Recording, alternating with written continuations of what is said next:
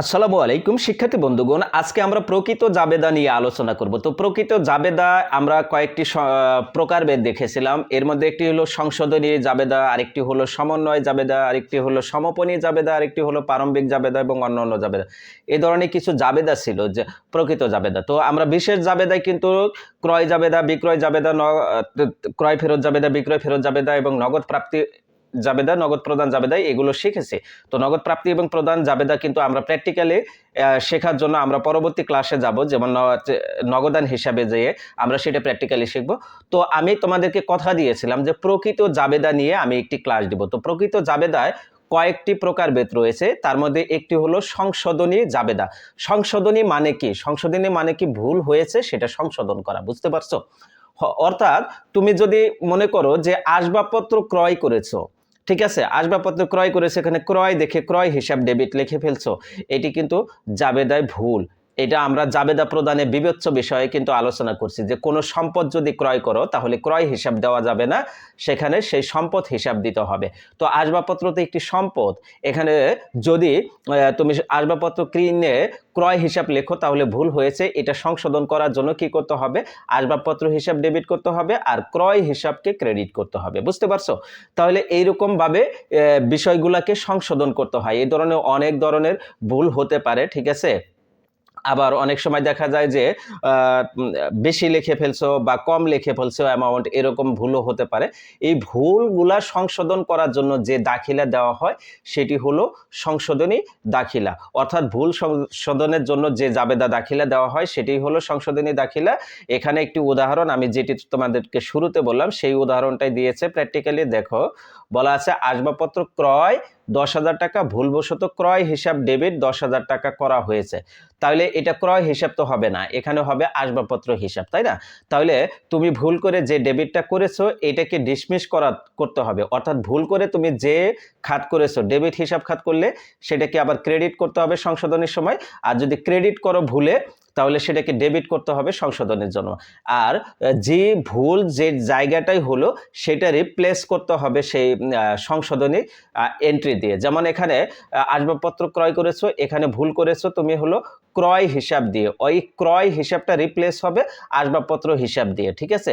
এই আসবাবপত্র হিসাব ডেবিট করতে হবে, মানে ক্রয় হিসাব ডেবিট করেছিলে সেই জায়গায় আসবাবপত্র হিসাব ডেবিট করতে হবে।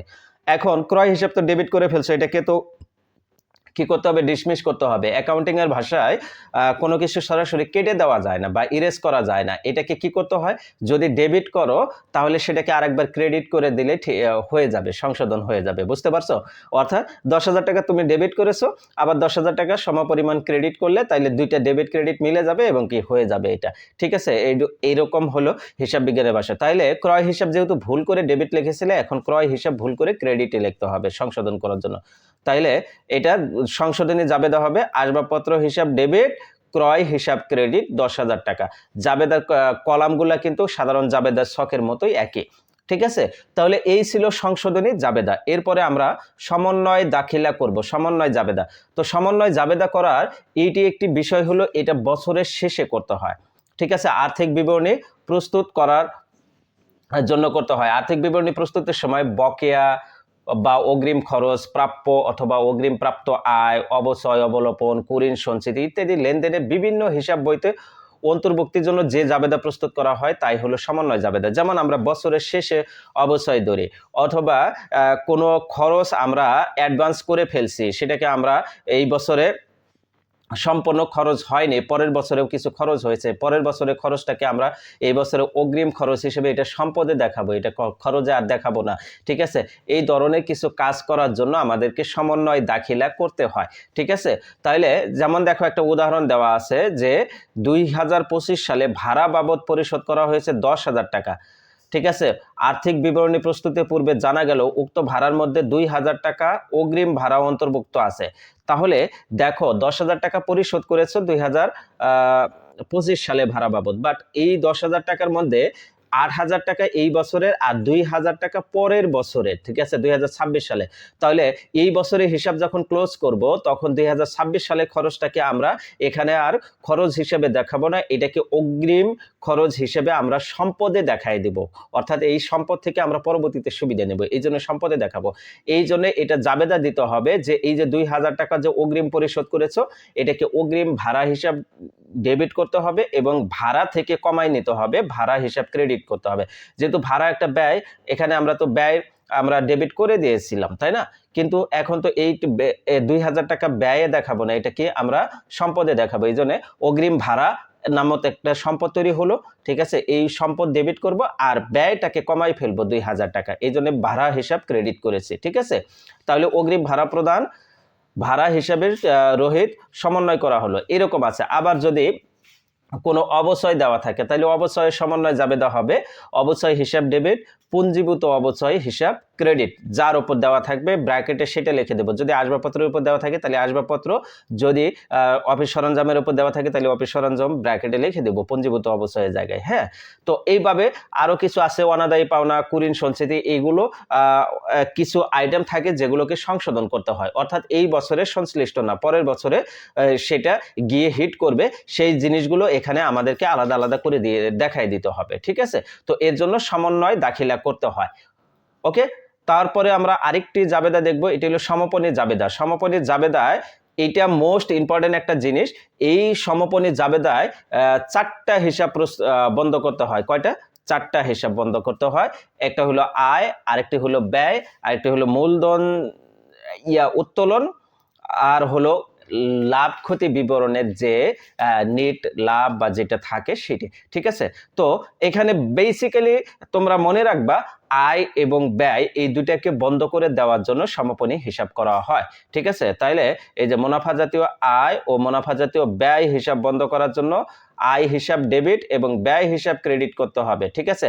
আর সমাপনী দাখিলা হলো সাধারণ দৃষ্টিতে যেটি ডেবিট হবে সমাপনী দাখিলার মাধ্যমে সেটা ক্রেডিট করতে হবে, ঠিক আছে। সাধারণ দৃষ্টিতে যেটা ক্রেডিট হবে সমাপনী দাখিলার মাধ্যমে সেটি ডেবিট করতে হবে। সমাপনী দাখিলে উল্টা জাবেদা হয়, বিপরীত জাবেদা হয়, ঠিক আছে। তাহলে এখানে মুনাফা জাতীয় আয় ব্যয় হিসাব বন্ধ করে দেওয়ার জন্য এই সমাপনী দাখিলা করতে হয়। তাহলে সমাপনী দাখিলা করার জন্য কেন করতে হয়?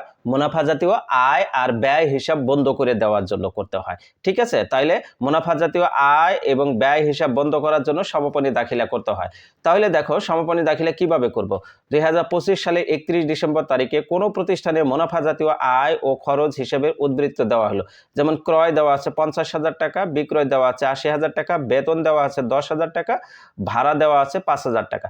তো এইখানে 4টি লেনদেন আছে, মোট 4টি লেনদেন আছে। তার মধ্যে একটি হলো আয়, কোনটা? বিক্রয়, আর বাকি তিনটি হলো ব্যয়। কি কি? ক্রয়, বেতন আর ভাড়া। তো আমরা আয়কে যখন সমাপনী দাখিলার মাধ্যমে হিসাব করব তখন এই আয় হিসাবকে ডেবিট করব আর কি করব? আয় বিবরণী হিসাব ক্রেডিট করব, অর্থাৎ এটি আমরা লাভ ক্ষতি হিসাবে স্থানান্তর করব, ঠিক আছে। তাহলে এই যে বিক্রয় হিসাব সাধারণত ক্রেডিট হয়, তাই না? এখানে এটা আমরা ডেবিট করব। তাহলে বিক্রয় হিসাব ডেবিট, আয় বিবরণী হিসাব ক্রেডিট, 80,000 টাকা বসাই দেব। ওকে, এরপরে ব্যয় রয়েছে, ব্যয় তো সাধারণত ডেবিট হয় কিন্তু আমরা সমাপনী দাখিলের সময় এটা ক্রেডিট করব। তাইলে ক্রেডিট করার আগে কি করব? আয় বিবরণী ডেবিট করতে হবে। তাইলে এই ব্যয় তিনটা একসাথে যোগ করে আয় বিবরণী যোগফল লিখব। তাইলে ক্রয় হিসাব ক্রেডিট করব 50,000 টাকা, এখানে বসাই দেব। এরপরে বেতন হিসাব কি করব? ক্রেডিট করব 10,000 টাকা, এটা বসাই দেব। ভাড়া হিসাব ক্রেডিট করব 5,000 টাকা। এই তিনটা যোগ করলে 65,000 টাকা হবে। এই 65,000 টাকা আমরা ডেবিট করে দেব আয় বিবরণী হিসাব লিখে। তো এইভাবে আমাদের কি করতে হয়? আয় বিবরণী আমাদের সমাপনী দাখিলা করতে হয়। তো সমাপনী দাখিলার জন্য আমাদের আয় ব্যয় হিসাবগুলো বন্ধ করার জন্য সমাপনী দাখিলা করতে হয়। তাহলে সমাপনী দাখিলা কি জন্য করতে হয়? আয় ব্যয় হিসাব বন্ধ করার জন্য সমাপনী দাখিলা করতে হয়, ঠিক আছে। তো আমরা তোমাদের সৃজনশীল প্রশ্ন পড়ানোর সময় এগুলো আরো প্র্যাকটিস করাবো, বা প্রিভিয়াস ইয়ারের কোশ্চেন, বোর্ড কোশ্চেন গুলো প্র্যাকটিস করার সময় আমরা এগুলোকে সমাপনী দাখিলা, প্রারম্ভিক দাখিলা, তারপরে সংশোধনী দাখিলা, সমন্বয় দাখিলা, এগুলো নিয়ে খুব ভালো প্র্যাকটিস করাবো আমি তোমাদেরকে। ঠিক আছে। আর হ্যাঁ, এগুলো প্র্যাকটিস এখন অল্প অল্পই করতে হবে, বাট তোমরা যখন ইন্টারমিডিয়েটে উঠবে তখন কিন্তু তোমাদের জন্য এগুলোতে বিভিন্ন অধ্যায় থাকবে, এই প্রশ্নগুলো ভারী প্রশ্ন থাকবে, তখন এগুলোকে অনেক ভালো প্র্যাকটিস করতে হবে। এখন প্রারম্ভিক দাখিলা হলো এই বছরের শেষে, কারেন্ট বছরের শেষে যে হিসাবগুলো থাকে 31শে ডিসেম্বর তারিখে যে হিসাবগুলো থাকে সেগুলো পরের বছরে জানুয়ারির 1 তারিখে সেগুলোকে প্রারম্ভিক হিসাব হিসেবে ধরতে হয়। অর্থাৎ এই বছরের সমাপনী হিসাব পরের বছরের শুরুতে প্রারম্ভিক হবে। কেন করতে হয়? ব্যবসায় একটা চলমান প্রক্রিয়া, ব্যবসায় তো এই বছর শেষ হয়ে গেছে মানে ব্যবসাও শেষ হয়ে গেছে তা নয়। তাহলে এই বছরের হিসাবের জেরগুলো পরের বছরে নিয়ে যেতে হয়। এই বছরের সমাপনী হিসাবের যে জেরগুলো ছিল সেগুলো পরের বছরে প্রথমে যখন আমরা পোস্টিং করব সেগুলোকে বলা হবে প্রারম্ভিক দাখিলা। ঠিক আছে। আর প্রারম্ভিক দাখিলা কেন দিতে হয়? কারণ ব্যবসায় একটা চলমান প্রক্রিয়া, বিগত বছরের হিসাবকালগুলো কালের শেষের দিনের সম্পদ, দায় ও মালিকানা সত্ত্বের পরিমাণ পরবর্তী বছরের শুরুতে হিসাবে নিয়ে আসার জন্য প্রারম্ভিক দাখিলা করতে হয়। অর্থাৎ বিগত বছরের সমাপনী হিসাবগুলো পরবর্তী হিসাবে নিয়ে আসার জন্য প্রারম্ভিক দাখিলা প্রদান করতে হয়। প্রারম্ভিক দাখিলা কেন প্রদান করতে হয়? বিগত বছরের হিসাবগুলো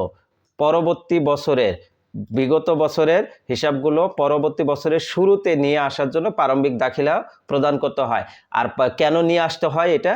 কারণ ব্যবসায় একটি চলমান প্রক্রিয়া, অর্থাৎ ব্যবসা চলতেই থাকবে। যেমন দেখো, 31 ডিসেম্বর 2025-এ নগদান হিসাব 50,000 টাকা, আসবাবপত্র হিসাব 30,000 টাকা, প্রাপ্য হিসাব 20,000 টাকা, প্রদেয় হিসাব 15,000 টাকা, মূলধন হিসাব 85,000 টাকা এটি দেওয়া আছে। এটি বছরের শেষে দেওয়া আছে। কোথায় দেওয়া আছে?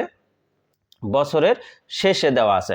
তার মানে এটি 2025-এর 31 ডিসেম্বর মানে একদম শেষ দিনের হিসাবগুলো দেওয়া আছে। এটা যখন আমরা 2026-এ আসব তখন জানুয়ারি মাসের 1 তারিখে এই হিসাবগুলোকে এখানে ট্রান্সফার করে নিয়ে আসব।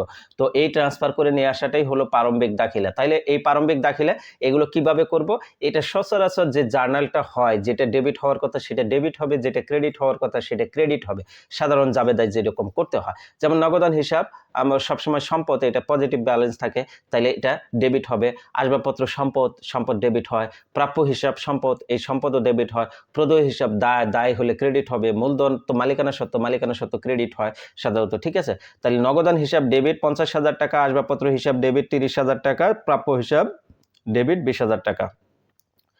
তিনটা যোগ করলে কত হয়? 1 লক্ষ টাকা হয়। আবার দেখো, প্রদেয় হিসাব ক্রেডিট 15,000 টাকা, মূলধন হিসাব ক্রেডিট 85,000 টাকা। এই দুইটা যোগ করলে 1 লাখ টাকা হবে। তো জাবেদার ধর্মই হলো মোট ডেবিট সমান মোট ক্রেডিট। এটা শুধু জাবেদার ধর্ম না, এটা হিসাবের ধর্ম। ঠিক আছে। ডেবিট সমান ক্রেডিট হতে হবে, অর্থাৎ মোট ডেবিট যত টাকা হবে মোট ক্রেডিটও তত টাকাই হবে। দুইটার অমিল হওয়া যাবে না। ঠিক আছে। তো এইটি গেল প্রারম্ভিক জাবেদা। তো প্রারম্ভিক জাবেদা কি? আমি আরেকবার রিপিট করে দিচ্ছি যে বিগত বছরের দিন শেষে বা শেষ দিনের সম্পদ, দায় ও মালিকানা সত্ত্বের পরিমাণ পরবর্তী বছরের শুরুতে নিয়ে আসার জন্য প্রারম্ভিক দাখিলা তৈরি করতে হয়। আর কেন নিয়ে আসা হয়? কারণ ব্যবসা একটি চলমান প্রক্রিয়া। ওকে। তো এইটাই গেল। এরপরে আমরা অন্যান্য জাবেদা শিখব। অন্যান্য জাবেদা কি? এই যে আমাদের সংশোধনী দাখিলা, সমন্বয় দাখিলা, প্রারম্ভিক দাখিলা, সমাপনী দাখিলা এগুলো যে দিলাম, এর ব্যতীত আরো কিছু জিনিস থাকে যেগুলো অন্যান্য জাবেদায় দিতে হয়। যেমন ধারে সম্পত্তি ক্রয় বিক্রয়, বাট্টা প্রদান, বাট্টা প্রাপ্তি, পণ্য বিতরণ যদিও সাধারণ জাবেদায় দেওয়া হয়, বা ধারের সম্পত্তি ক্রয় বিক্রয়, ঠিক আছে, বাট্টা প্রদান, বাট্টা প্রাপ্তি এগুলো সাধারণ জাবেদাতেই দেওয়া হয়। তবে অনেক ডিপলি যখন থিঙ্কিং করা হয় তখন এগুলোকে অন্যান্য জাবেদায় লেখা হয়। এসব লেনদেন প্রকৃত জাবেদায় লিপিবদ্ধ করা হবে। তাহলে প্রকৃত জাবেদা আমরা 5টি আইটেম পাইলাম। মোট কয়টি? 5টি। একটি হলো সংশোধনী দাখিলা, আরেকটি হলো সমন্বয় দাখিলা, আরেকটি হলো সমাপনী দাখিলা, আরেকটি হলো প্রারম্ভিক দাখিলা, আরেকটি হলো অন্যান্য দাখিলা। তো অন্যান্য দাখিলায় কোন আইটেমগুলো যাবে? যেগুলো সংশোধনী, সমন্বয়, তারপরে হলো প্রারম্ভিক, সমাপনী, এই 4টা দাখিলা ব্যতীত এই দাখিলার বাহিরে যেগুলো থাকবে সেগুলো যাবে অন্যান্য জাবেদায়। অথবা এই 4টা নয়, শুধু আবার বিশেষ জাবেদায় যে 6টি আইটেম রয়েছে, ক্রয় জাবেদা, বিক্রয় জাবেদা, ক্রয় ফেরত জাবেদা, বিক্রয় ফেরত জাবেদা, তারপরে হলো নগদ প্রাপ্তি জাবেদা, নগদ প্রধান জাবেদা, এই 6টি আইটেম যেগুলো থাকবে সেগুলো, আর এখানে মোট 4টে, এই টোটাল 10টি আইটেমের বাইরে যেগুলো থাকে সেগুলোই সাধারণত অন্যান্য জাবেদায় যায়। অর্থাৎ এগুলোকে আর শ্রেণী বিভাগ করা যাচ্ছে না, আর কোথাও যাচ্ছে না, সেটি হলো অন্যান্য জাবেদায় যাবে। বুঝতে পেরেছো? তো এই ছিল প্রকৃত জাবেদার আলোচনা। তো তোমাদের ক্লাসে সাধারণত প্রকৃত জাবেদার এই আলোচনাটুকু, আমার ক্লাসটুকু যতটুকু শিখলা এবং শুনলা, বুঝলা, এতটুকু হলে তোমরা অন্তত এসএসসিটা পার করতে পারবা। এইচএসসির জন্য ডিপলি শিখতে হবে, তখন আমি তোমাদের সাথে আছি, আমি তোমাদেরকে এইচএসসির জন্য ক্লাস দিব। ঠিক আছে? তো আশা রাখি তোমরা প্রকৃত জাবেদা নিয়ে আর কোনো হেজিটেশন ফেল করবে না, বা আর কোনো কখনো এইটা যে অনেক কঠিন, এটা কোনো কিছু বুঝতেছি না এরকম মনে হবে না। আশা রাখি তোমরা সবাই বুঝতে পেরেছো। তারপরেও যদি কারো কোথাও কোনো অসুবিধা থাকে বা কোনো কিছু বুঝতেও সমস্যা মনে হয়, তাহলে কমেন্টের মাধ্যমে জানায় দিবে, আমি তোমাদেরকে রিপ্লাই করে অ্যান্সার দেওয়ার চেষ্টা করব, অথবা সরাসরি তোমরা আমাকে হোয়াটসঅ্যাপে কল দিয়েও বিস্তারিত শুনে নিতে পারো। ঠিক আছে? ডেসক্রিপশন বক্সে আমার হোয়াটসঅ্যাপ নাম্বার থাকবে। আরেকটি জিনিস রিকোয়েস্ট তোমাদের জন্য, তোমরা অবশ্যই চ্যানেলটাকে সাবস্ক্রাইব করে রাখবে এবং বেল আইকনটা অন করে রাখবে, যাতে আমি নতুন ভিডিও আপলোড দেওয়ার সাথে সাথে নোটিফিকেশন পেয়ে যাও এবং ক্লাসগুলো দেখে নিতে পারো। আর হ্যাঁ, এই ক্লাসগুলো তোমার বন্ধুদের সাথেও শেয়ার করে দিও, যাতে তারাও দেখতে পারে, তোমরা বন্ধুরা মিলে একসাথে ভালো রেজাল্ট করতে পারো, সেই প্রত্যাশা রাখছি। সবাই ভালো থাকো, সুস্থ থাকো।